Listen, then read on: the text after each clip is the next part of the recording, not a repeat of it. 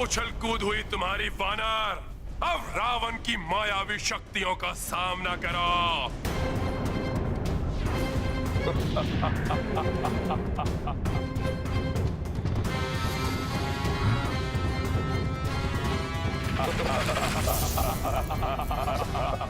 रावण के 10 शीश।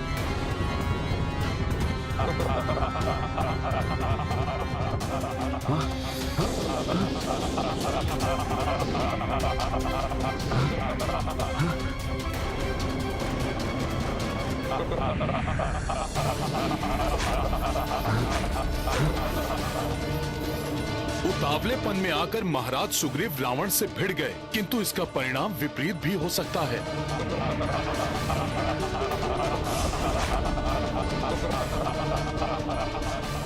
रावण की मायावी शक्तियों से कैसे बचेंगे महाराज सुग्रीव? कैसे बचा? महाराज सुग्रीव तो घिर गए हैं। अपना बचाव कैसे करेंगे? रावण तो अपनी मायावी शक्तियों कुछ समझ में नहीं आ रहा। वास्तविक रावण कौन सा है? वार किस पे करूं? अब मेरे शस्त्रों से नहीं बचोगे तुम। तुम्हारी मृत्यु निश्चित है।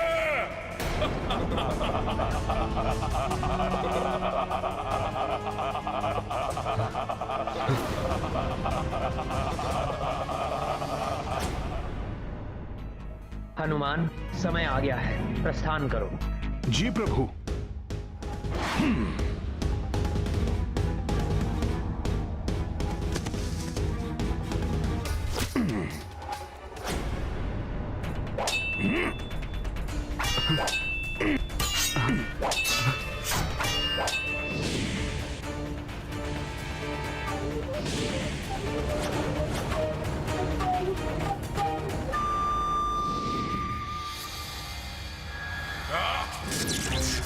दुष्ट वानर, मेरी माया के प्रभाव को भंग कर एक और अपराध किया है तुमने।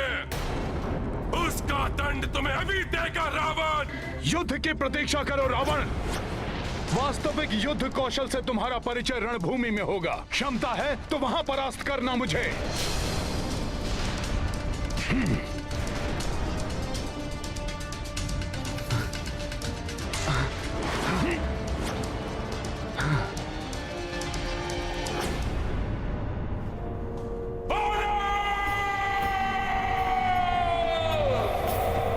दशानन का मुकुट ले गया धूर्त वानर।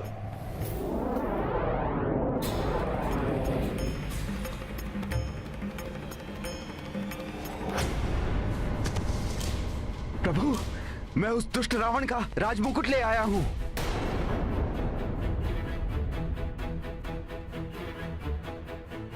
मित्र सुग्रीव, यदि ये मुकुट लाने के कारण आपने इस उतावलेपन का प्रदर्शन किया है तो ये मुझे कदापि नहीं चाहिए मित्र सुग्रीव।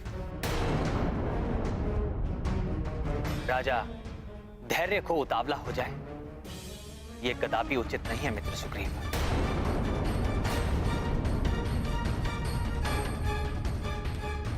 रावण के निकट जाकर आपने जो किया है वो एक राजा के अनुरूप आचरण नहीं था मित्र सुग्रीव।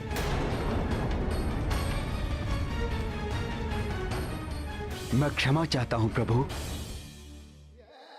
परंतु उस दुष्ट रावण को देखकर मैं अपनी क्रोध पर नियंत्रण नहीं रख सका। रावण! आपकी भावनाओं का मैं आदर करता हूं। हाँ महाराज सुग्रीव, राजा की पराजय तो संपूर्ण सेना की पराजय होती है।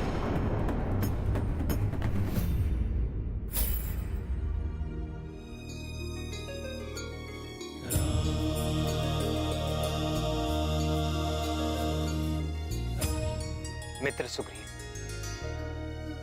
यदि आज आपको कुछ हो जाता तब भी मैं रावण का वध करके सीता को मुक्त करा लेता।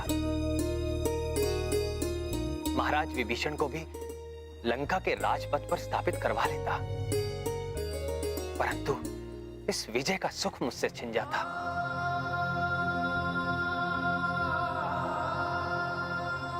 महाराज सुग्रीव जैसे मित्र को खोकर मेरा जीवन नीरस हो जाता। प्रभु, मुझे क्षमा कर दीजिए। महाराज सुग्रीव, आप पुनः ऐसी भूल कभी नहीं करेंगे, ये वचन दीजिए मुझे। मैं वचन देता हूं प्रभु। प्रभु, अब तो इस राजमुकुट को स्वीकार कर लीजिए।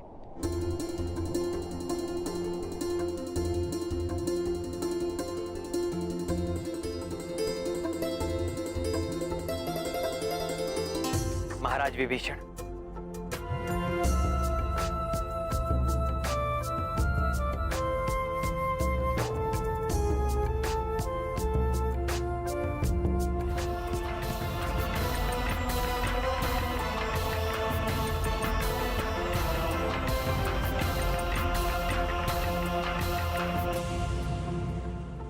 यहां पहुंचने के पूर्व मैंने आपका राज्य अभिषेक किया था और यहां आने के पश्चात आपको राज मुकुट भी प्राप्त हो गया। शीघ्र ही आप लंका के राज सिंहासन पर भी विराजमान होंगे। सब आपका ही आशीष है प्रभु। महाराज विभीषण की, महाराज विभीषण की, महाराज विभीषण की, महाराज विभीषण की, महाराज विभीषण की, महाराज विभीषण की, महाराज विभीषण की, महाराज विभीषण की, महाराज विभीषण की, महाराज विभीषण की। मुझे पूर्ण विश्वास है महाराज विभीषण कि आप लंका के राजकाज का दायित्व धर्मोचित मार्ग पर चलकर निभाएंगे।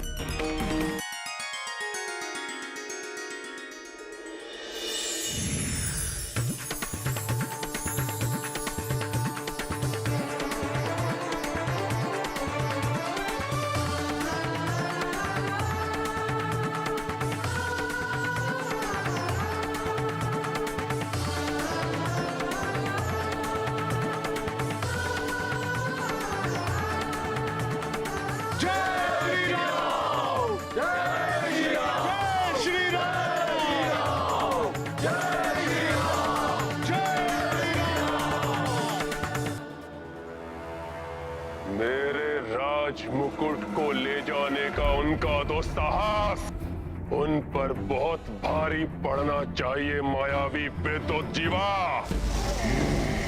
करो यथाशीघ्र उस राम का कटा हुआ शेष और उसका वो खंडित कोदंड धनुष और बाण उत्पन्न करो।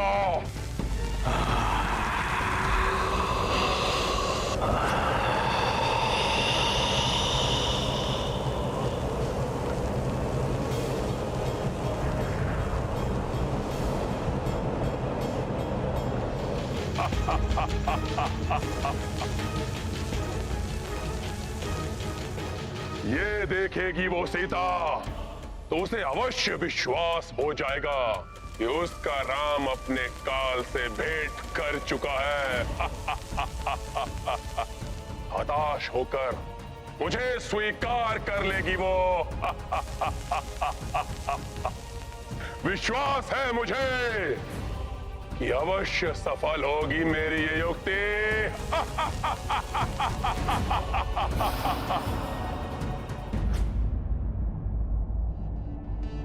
वृक्षों के कारण कुछ दिखाई नहीं दे रहा है।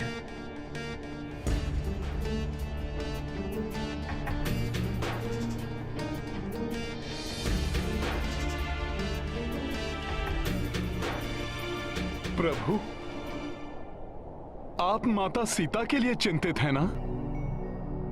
आप मुझे उन तक पहुंचाने के लिए कोई प्रतीक चिन्ह दीजिए जिससे उन्हें विश्वास हो जाएगा कि आप वानर सेना के साथ उन्हें लंका से ले जाने आए हैं।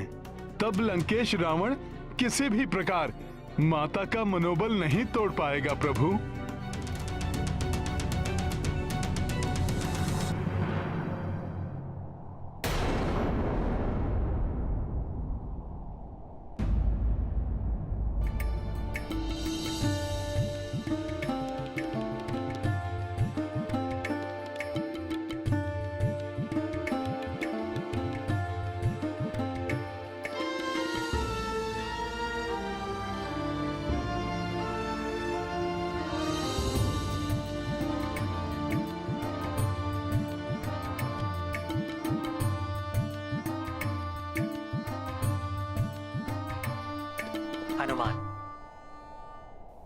तुम सत्य कह रहे हो।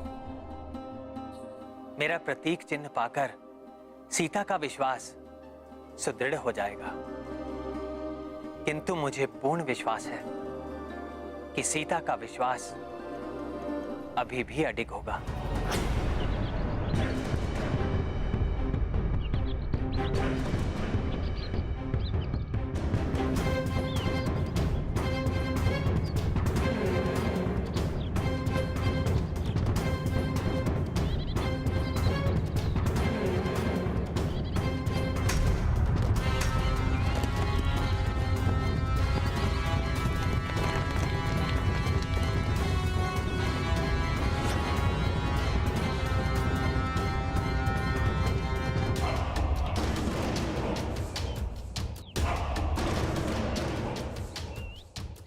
जनक नंदिनी, तुम्हारी दृष्टि जिसे सुवेल पर्वत पर ढूंढ रही है, वो वनवासी उधर नहीं, इस थाल में है।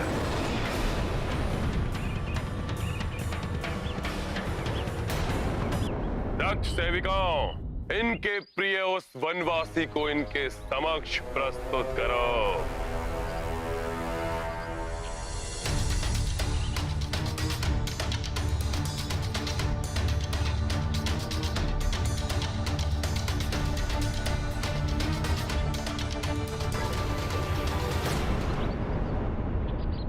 राम,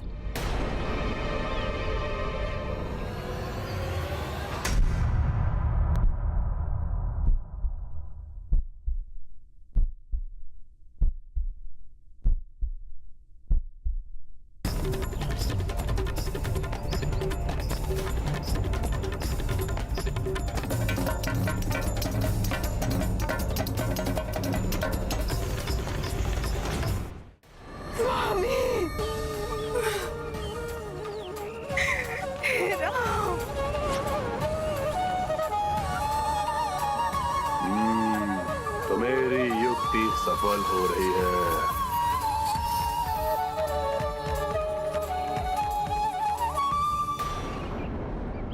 उन मूर्ख वानरों की टोली को साथ लेकर मेरी समेत लंका में प्रवेश करने के दुस्साहस का भयंकर दंड दिया है मैंने इसे। कल रात्रि ये नर, इसका भाई और वो रक्षक वानर गहन निद्रा में थे, तब मेरे सेनापति प्रहस्त और रक्ष वीरों ने आक्रमण करके एक ही वार में इसका शीश धड़ से अलग कर दिया। सुग्रीव भी ग्रीवा विहीन हुआ और गदा के प्रहार से तुम्हारे उस उद्दंड वानर का मस्तक चूर चूर होने के पश्चात इसका भी अंत हुआ। इसका भाई निद्रा टूटने के पश्चात अपने प्राण बचाने के लिए शेष वानरों को साथ लेकर भाग गया, अन्यथा उसका शीश भी तुम्हारे समक्ष होता।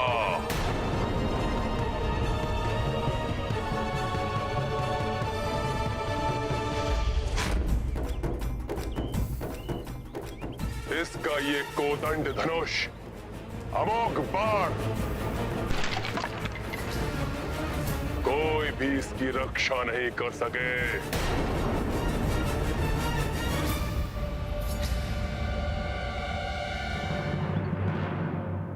अब हट छोड़ दो सीता, अब ये वनवासी भी जीवित रहा नहीं। बन जाओ मेरी पटरानी, क्योंकि इसके अतिरिक्त और कोई विकल्प नहीं है तुम्हारे पास।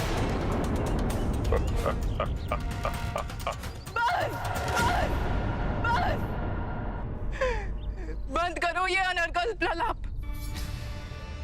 त्रिजटा, कह दो इस दुष्ट से, मेरे स्वामी के भय से मुझे छलने की मूर्खता कर रहा है। मेरी आशा और अधिक बलवती हो गई है कि ये धूर्त का सर्वनाश निश्चित है, सर्वनाश निश्चित है।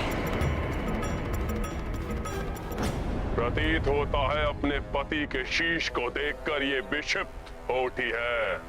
विक्षिप्त विक्षिप्त तो ये हो गया है भय के मारे।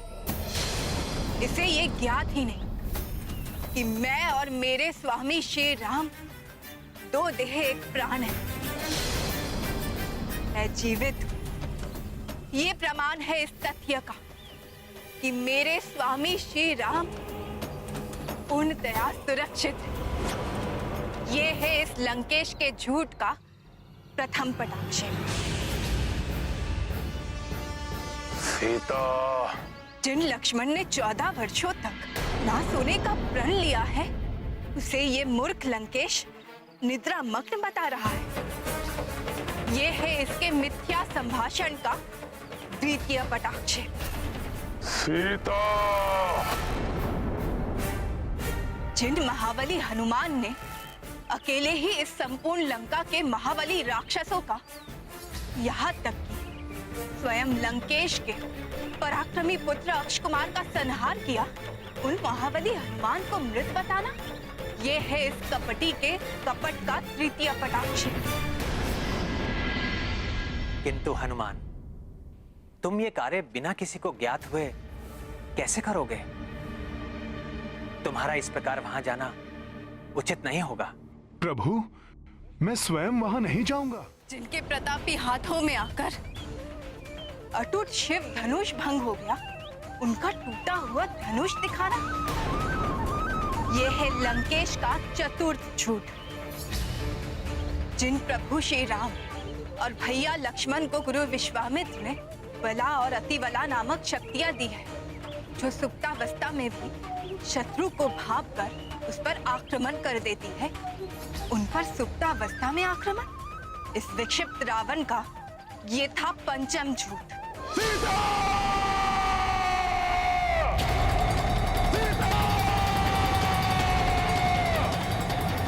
मेरी पतिव्रता धर्म के समक्ष मिथ्या भाषण और मिथ्या माया का कोई अस्तित्व नहीं।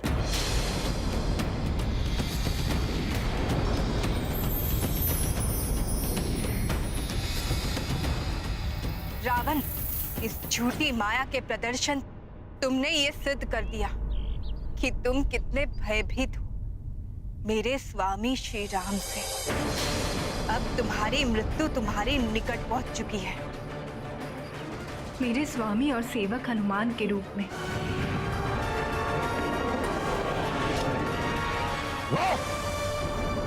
किसी नर या वानर में इतना सामर्थ्य नहीं जो रावण को भयभीत कर सके। मैंने वानरों के राजा सुग्रीव को उसकी पूंछ पकड़ के ही पटका था, किंतु छोड़ दिया था उसे। सोचा था कि उन तुच्छ नर और वानरों का वध करने में कौन सा पराक्रम, इसलिए मैंने इस माया की रचना की। कदाचित तुम मान जाओ, किंतु नहीं, तुम्हें सत्य में ही उस वनवासी का कटा हुआ शीश चाहिए। उचित है, तुम्हारा ये हट इसी प्रकार तोड़ेगा ये रावण। प्रतीक्षा करो।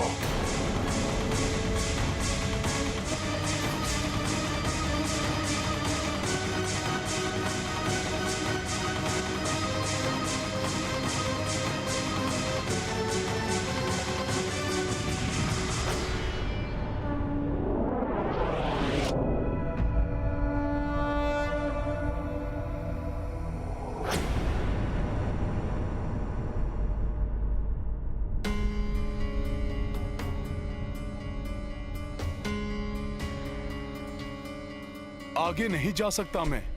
रावण वध से पूर्व मैंने आगे न जाने का प्रभु को वचन दिया है। मुझे कोई अन्य प्रकार से प्रभु का संदेश और ये रुद्राक्ष माला माता तक पहुंचानी होगी।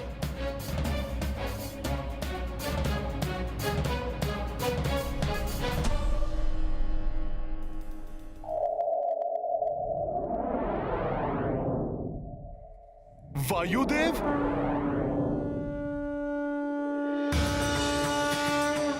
प्रणाम वायुदेव। गुरुदेव, आपसे विनती है, ये रुद्राक्ष माला आप माता सीता तक पहुंचा दें।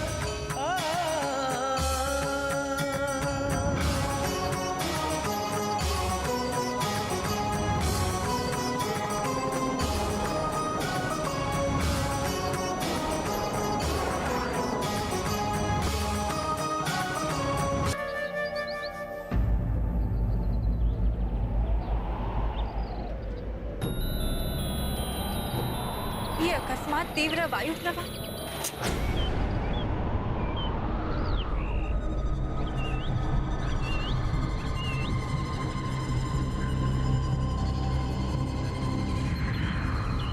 ये रावण कौन सी माया रच रहा है? प्रणाम देवी सीता।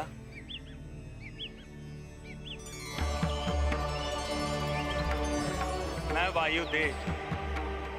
हनुमान ने मुझे ये प्रभु श्री राम की रुद्राक्ष माला लेकर भेजा है। देवी, हनुमान ने प्रभु श्री राम का संदेश भी दिया है कि वो सकुशल लंका पहुंच चुके हैं और रावण के साथ युद्ध के लिए तत्परता से उपक्रम में जुटे हुए हैं। शीघ्र ही रावण के वध के पश्चात उनसे आपका मिलन होगा।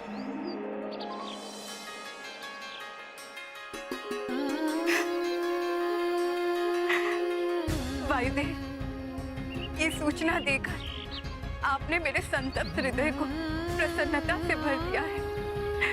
धन्यवाद आपको।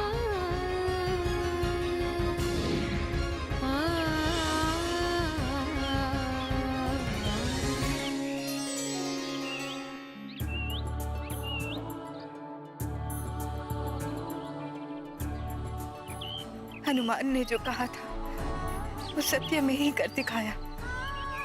ये रुद्राक्ष की माला मेरे प्रभु की ग्रीवा की शोभा।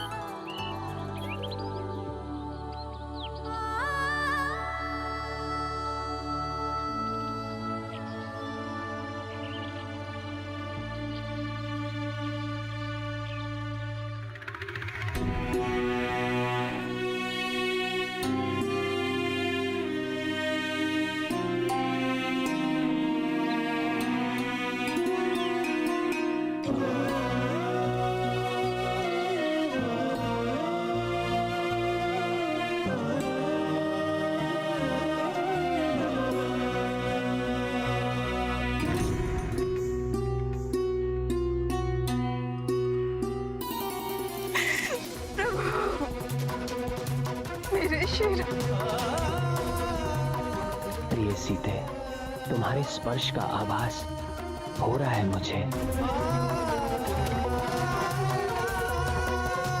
हनुमान, सीता प्रसन्न है। अवश्य ही उन तक संदेश पहुंच गया है मेरा। मैं समझ नहीं पा रहा हूं तुम्हारा धन्यवाद कैसे करूं। तुम बारंबार धन्यवाद के पात्र हो हनुमान, बारंबार। धन्यवाद कैसा प्रभु, मैं तो कृतज्ञ हूं कि आप मुझे सेवा का अवसर दे रहे हैं। आपके चरण रज ही मेरे लिए सबसे बड़ा उपहार है प्रभु। आप तो बस आदेश दीजिए कि मुझे और क्या करना है। हनुमान, अब हमें युद्ध की योजना बनानी आरंभ कर देनी चाहिए।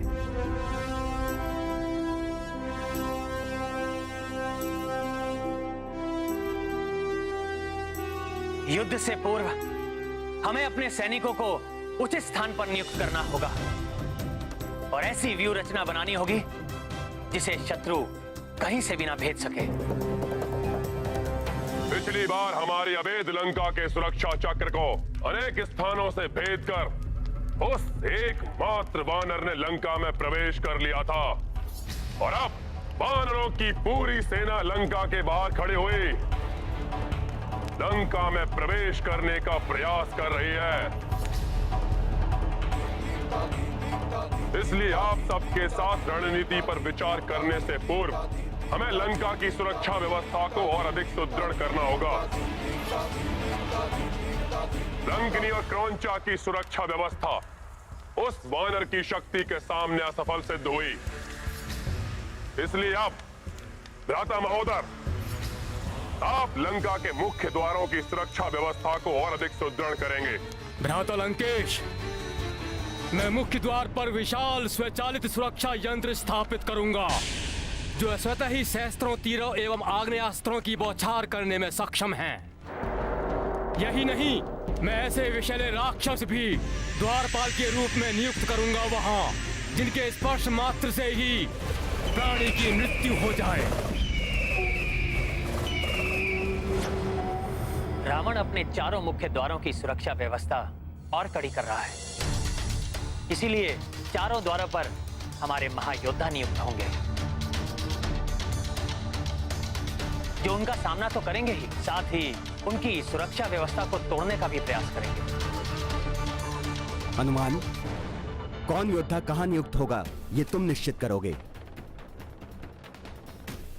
लंका के पूर्वी द्वार पर महाबली, युद्धपति, नील, गंधमादन और सुषेण, इनके नेतृत्व में 1 कोटि वानर सेना नियुक्त होगी। युवराज अंगद की कड़ी निगरानी में सेनापति ऋषभ, गवाक्ष, गज, गवय और उनकी 1 कोटि की सेना पश्चिमी द्वार की ओर बढ़ेगी।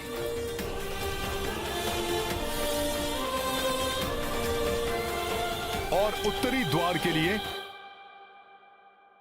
उत्तरी द्वार पर मैं स्वयं अनुज लक्ष्मण के साथ स्थित रहूंगा, क्योंकि राक्षसों के अधिकांश आक्रमण उसी ओर से होने की संभावना है और हमारी सेना की इस टुकड़ी के मध्य स्वयं महाराज सुग्रीव स्थित होकर चारों ओर से पूर्णतया सुरक्षित रहेंगे। किंतु प्रभु, वे दक्षिणी द्वार से भी तो आक्रमण कर सकते हैं। राक्षसों की प्रवृत्ति पीछे से आक्रमण करने की ही है। महाबली, प्रमाथि और प्रघास को दक्षिणी द्वार पर नियुक्त किया जाएगा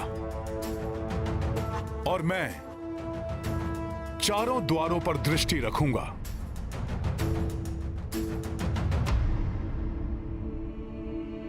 असुर श्री मायासुर, ये धूर्त वानर लंका के चारों द्वारों की ओर बढ़ रहे हैं।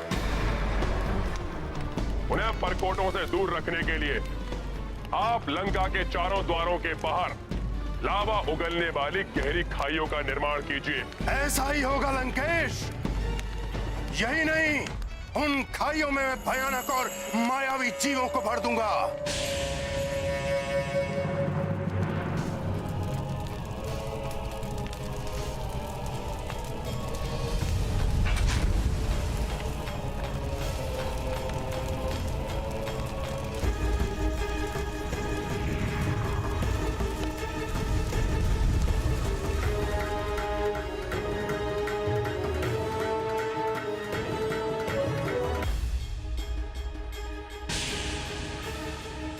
इसने तो लंका के परकोटों के चारों ओर गहरी खाइयों का निर्माण कर दिया है।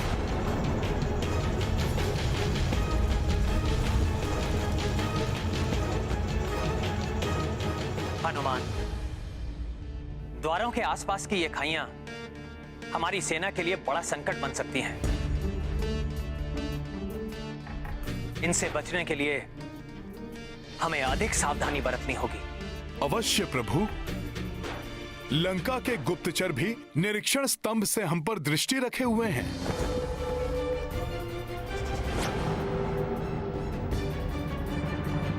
एक नेत्र वाले निरीक्षकों को हटा दो, वध कर दो उनका। वो योग्य और सक्षम है। भ्राता महापार्श्व, उनके स्थान पर योग्य और सूक्ष्म दृष्टि रखने वाले निरीक्षकों को नियुक्त करो, जो लंका से ही उन वानरों की सभी क्रियाओं पर सूक्ष्म दृष्टि रख सके।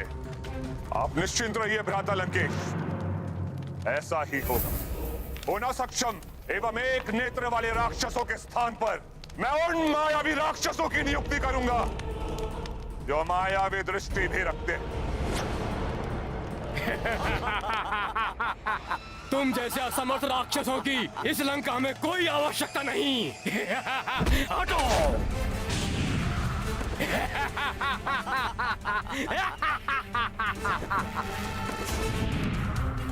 तीक्ष्ण दृष्टि वाले दानव नियुक्त कर दिए हैं निरीक्षण स्तंभ पर। हमें उनसे भी सतर्क रहना होगा। यही नहीं प्रभु, ये मायावी दानव आघात करने वाले शस्त्रों से भी सज्जित हैं।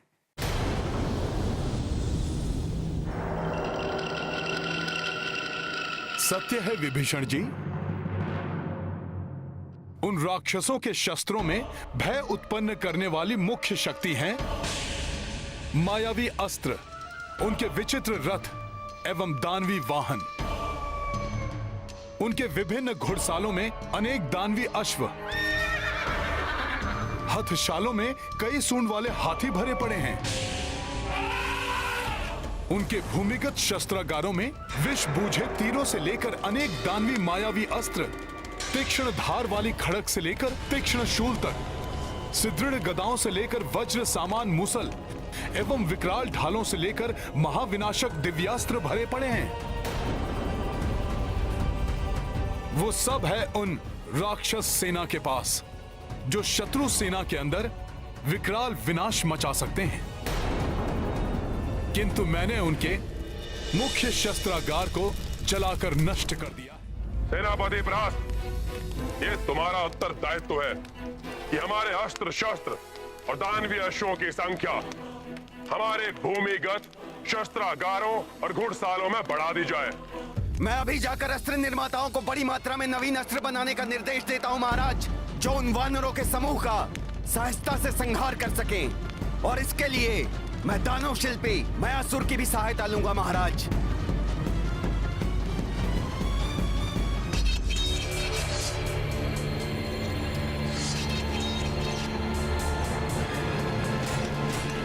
मुझे पूर्ण विश्वास है प्रभु, रावण ने अपने अस्त्र निर्माताओं को नवीन घातक अस्त्र शस्त्र के निर्माण में अवश्य लगा दिया होगा।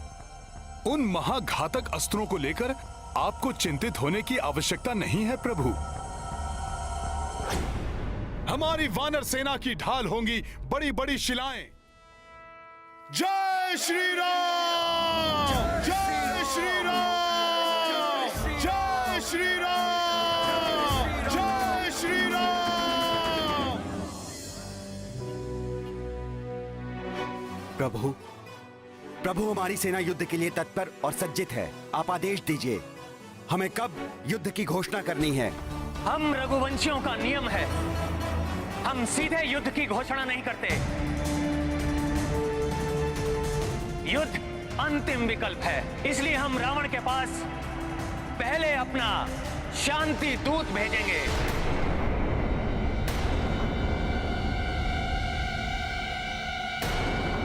हाँ, इसके लिए हनुमान से उत्तम अन्य कोई हो ही नहीं सकता। शांति दूत के लिए मैं उपयुक्त नहीं हूं।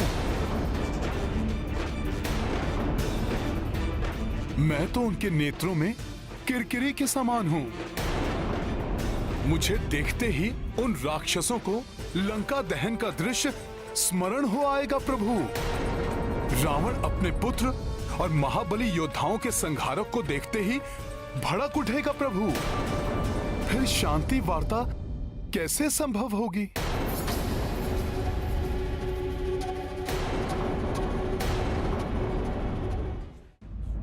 सत्य कथन हनुमान, अब तुम्हें ही बताना होगा कि किसे शांति दूत बनाकर भेजा जाए।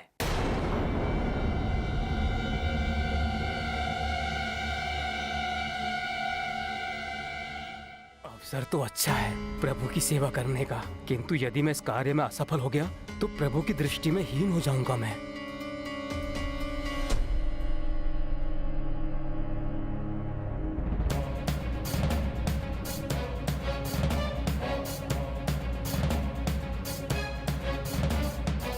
युवराज अंगद,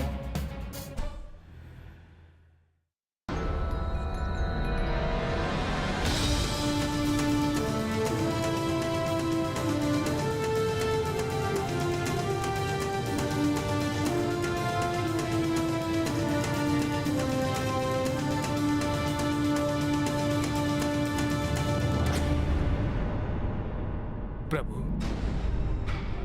हनुमान जी ने मुझ में पूर्ण आत्मविश्वास जागृत कर दिया है।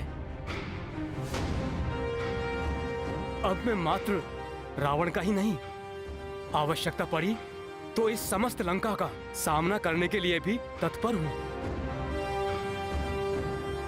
उचित है, जाओ युवराज अंगद और शीघ्र ही शुभ समाचार के साथ लौट कर आओ। जो आज्ञा प्रभु। प्रणाम।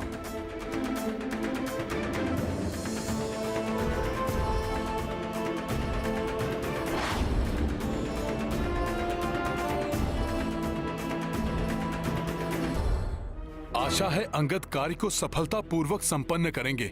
यदि कोई अनहोनी हुई तो मेरे विचार से मुझे भी वहां अंगद के साथ होना चाहिए, किसी भी अनहोनी को घटने से रोकने के लिए।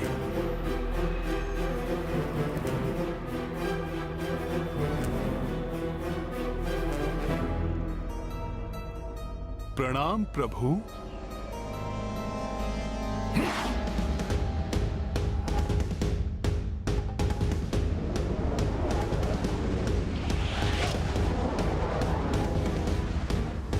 युवराज अंगद की सुरक्षा के लिए मुझे उनके समीप ही रहना होगा, किंतु कोई मेरी उपस्थिति ज्ञात न कर ले।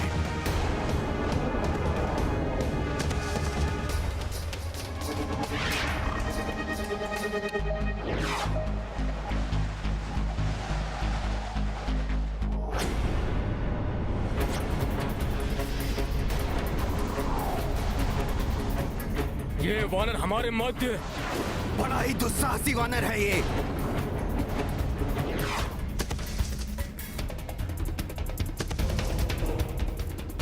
ये राक्षस युवराज अंगद को कोई हानि न पहुंचा दे। वध कर दो इस दुष्ट वानर का। ये राक्षस तो आक्रमण करने वाले हैं।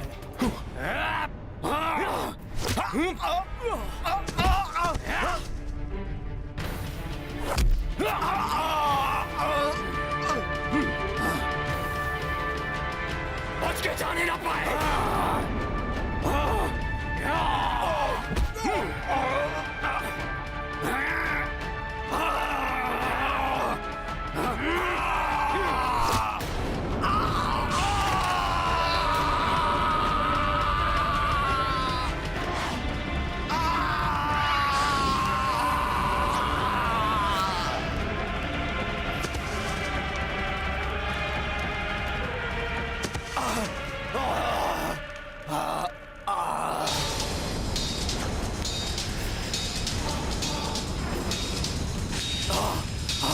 किसने किया इतना बड़ा दुस्साहस? मैंने किया ये।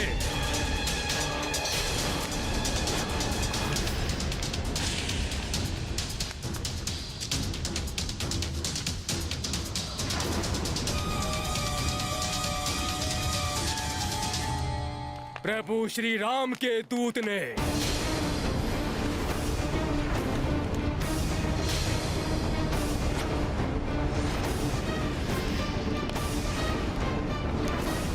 यदि अंगद ऐसे ही उग्र व्यवहार करते रहे तो शांति वार्ता कैसे संभव होगी?